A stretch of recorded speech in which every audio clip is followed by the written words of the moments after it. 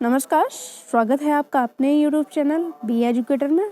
बात करेंगे 69,000 शिक्षक भर्ती उत्तर कुंजी प्रकरण कोर्ट अपडेट। अधिकारियों को सब ज्ञात है, कब तक मिल सकती है नियुक्ति, कब मिलेगी इन अभ्यर्थियों को नियुक्ति। तो बिंदुओं पर बात करने से पहले, वीडियो स्टार्ट करने से पहले, अगर आपको लगता है कि चैनल के माध्यम से आपकी हक की आवाज़ को उठाया जाता है और शिक्षक भर्ती से संबंधित ऑथेंटिक अपडेट आप तक पहुंचाई जाती है, तो आपको चैनल से जुड़ना चाहिए। टाइम वेस्ट ना करते हुए हम बिंदुओं पर बात करेंगे कि उत्तर कुंजी प्रकरण की कोर्ट अपडेट। तो सभी को ज्ञात है कि आज 2 अवमानना याचिकाओं पर आपकी सुनवाई थी। सुनवाई पूरी तरह से समाप्त हो गई है और कहीं ना कहीं उन सुनवाई का, उस हियरिंग का, जैसा कि सूचना प्राप्त हो रही है, उसका पॉजिटिव रिस्पॉन्स रहा, काफ़ी पॉजिटिव रिस्पॉन्स रहा। तो पहले जो टीम ने अपडेट दी है उसको देखेंगे, उसके बाद हम थोड़ा बिंदुवार विश्लेषण करेंगे कि कब तक इनको नियुक्ति मिल सकती है। और अधिकारी ये चीज़ सब जानते हैं, उसके बावजूद भी अधिकारी जो है इसको लेट कर रहे हैं। तो पहले थोड़ा उसको देखेंगे। जैसा कि आपको पता है कि आज उत्तर कुंजी लीगल टीम के द्वारा दाखिल 2 अवमानना याचिकाओं पर आज सुनवाई होनी थी, जो कि संपूर्ण हो चुकी है। हमारे सर्वोच्च न्यायालय के संरक्षक अधिवक्ता श्री रमेश तिवारी जी द्वारा बहुत ही शानदार बहस की गई और उनका बेहतरीन साथ दिया हमारे अभिभावक अधिवक्ता श्री राहुल मिश्रा जी ने। और आपको यह बताते हुए अत्यंत हर्ष हो रहा है कि दोनों याचिकाओं में नोटिस जारी करते हुए निर्देश इंस्ट्रक्शन दे दिया गया है तथा उच्च न्यायालय के पारित आदेश को टाइम बाउंड करते हुए 1 महीने के भीतर अनुपालन करने का इंस्ट्रक्शन दिया है तथा 7 मार्च को अगली तारीख नियत की गई है। तो ये जो है अपडेट है कि आज कोर्ट में क्या हुआ। तो आपकी दोनों याचिकाओं पर सुनवाई हुई। एक में इंस्ट्रक्शन दिए गए हैं कि 1 महीने के अंदर जो है आपको अनुपालन में इंस्ट्रक्शन, जो कुछ भी आप कर रहे हो वो लेके आपको कोर्ट में मौजूद होना है उसकी सुनवाई पर। दूसरे में सीधा टाइम बाउंडेशन दे दी गई है कि आपको इस ऑर्डर को फॉलो करना ही पड़ेगा। जो ऑर्डर में आया है वो नियुक्ति आपको देनी पड़ेगी, जैसा कि सूचना प्राप्त हो रही है। अब की इसकी सिचुएशन क्या बन रही है, कब तक नियुक्ति मिलेगी। तो देखिए, मैंने जो मॉर्निंग में वीडियो बनाया था तो उसमें आपको बताया था कि जब कंटेम्प्ट ऑफ कोर्ट की हियरिंग होती है तो फर्स्ट हियरिंग में निर्देश ही दिए जाते हैं। ज़्यादा से ज़्यादा आपको टाइम बाउंडेशन दी जाएगी और चीज़ों को फर्स्ट हियरिंग में जो है समझने में थोड़ा टाइम लगता है। टाइम बाउंडेशन ज़्यादा से ज़्यादा ये भी बताया था कि 2 से 3 हियरिंग में आपका जो मामला है वो पूरी तरह से समाप्त हो जाएगा। आपका जो चीज़ें हैं इनको शिक्षा विभाग के अधिकारियों को करनी पड़ेंगी आपके जो है उसके लिए, नियुक्ति के लिए। और दूसरी चीज़ कि शिक्षा विभाग के अधिकारी ये सब चीज़ें अच्छे से जानते हैं। विविध अधिकारी, विविध न्यायालय और न्यायालय विभाग इन्हीं सभी चीज़ों में पड़ा है।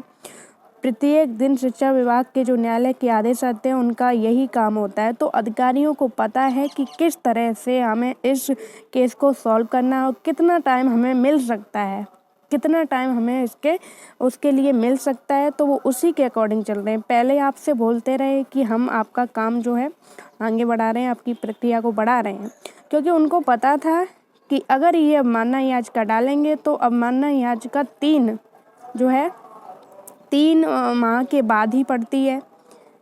और दूसरी बात ये है कि सुप्रीम कोर्ट जाने के लिए इनके पास कोई सॉलिड प्रूफ नहीं था। इन्हें पता था कि 3 माह तो हमारे पास है ही।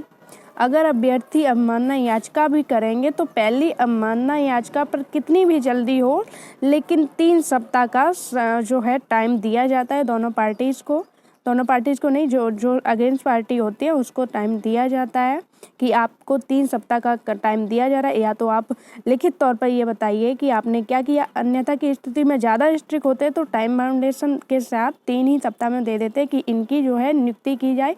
इस प्रक्रिया को जिस अवमानना याचिका के लिए जाते हैं तो इस प्रक्रिया को आगे बढ़ाया जाए, जैसा कि इसमें भी हुआ, जैसा कि आपकी याचिका में भी हुआ कि 3 सप्ताह से ज़्यादा आपकी जो डेट लगी है वो 7 मार्च की लगी हुई है। तो इतना टाइम दे दिया गया, जो कि एक संवैधानिक प्रक्रिया है, वो तो टाइम देना ही पड़ता।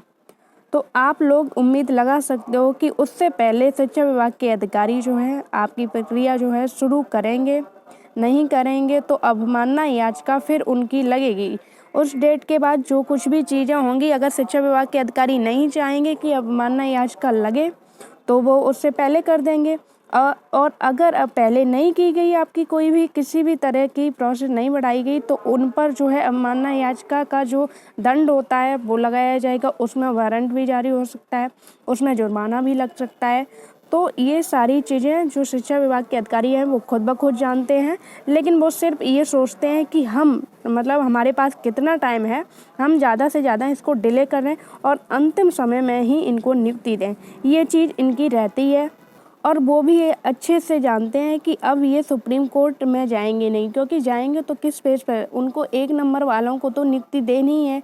लेकिन पूरी फाइल और जो विविध अधिकारियों से इन्होंने जानकारी ली होगी कि हमारे पास कितना टाइम है, हम इस मैटर को कितना डिले कर सकते हैं। दूसरी बात, इलेक्शन टाइम भी है, तो इस मैटर पर जो है क्रिटिकल कंडीशन ना बने अधिकारियों के खिलाफ, तो कितना टाइम हम ले सकते हैं, इसके लिए उन्होंने जो है बैठक बिठाई होगी। तो उन्हें ये चीज़ें भी पता होंगी कि अगर अवमानना याचिका करेंगे तो कम से कम 3 सप्ताह का टाइम भी मिल जाएगा।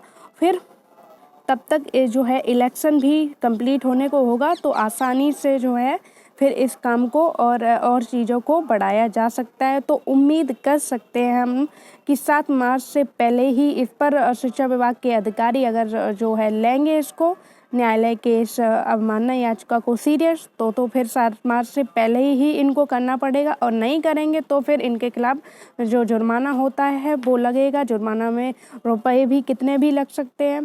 पहले भी अवमानना याचिकाओं पर मैं एग्जाम्पल आपके सामने दिए थे, नहीं है तो आप वीडियो में जो प्लेलिस्ट में उसमें जाके देख सकते हो कि शिक्षा विभाग के अधिकारियों के खिलाफ कितने जो वारंट जारी हुए और कितने का जो है इनके खिलाफ जो जुर्माना है वो लगा है। तो कंक्लूजन यही निकलता है कि इनको नियुक्ति तो देनी ही पड़ेगी। और इनको भी पता है, इनको अच्छे से पता है, इनका विविध जो विभाग होता है वो इन्हीं सभी चीज़ों के लिए होता है कि भाई इसमें हम कितना टाइम ले सकते हैं, कौन से पॉजिटिव पॉइंट्स बनते हैं और कितना टाइम जो है अधिकारियों के पास होता है कि अधिकारी के खिलाफ कोई जो है जो पिटिशनर है कुछ अवमानना याचिका ना दाखिल करे, उसका कोई गलत निगेटिव रिस्पॉन्स ना आए।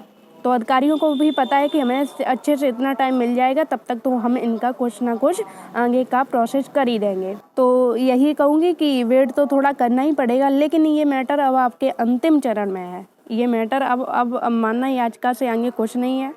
अगर अवमानना याचिका नहीं लगेगी तो उससे पहले ये कर देंगे, और अगर इनको अवमानना याचिका करवानी पड़ेगी तो अगर करवाना ही चाहते हैं शिक्षा विभाग के अधिकारी की इन पर अवमानना याचिका लगे तो उसका दंड भी देना पड़ेगा और बेलेवल वारंट भी जारी हो सकता है। तो ये मैटर आपका अंतिम चरण में है। तो उम्मीद है कि मार्च तक आपका जो है आपको ज्वाइनिंग मिल जाए। उम्मीद है वीडियो में दी गई जानकारी से आप संतुष्ट होंगे। जुड़े रहिए चैनल से। धन्यवाद।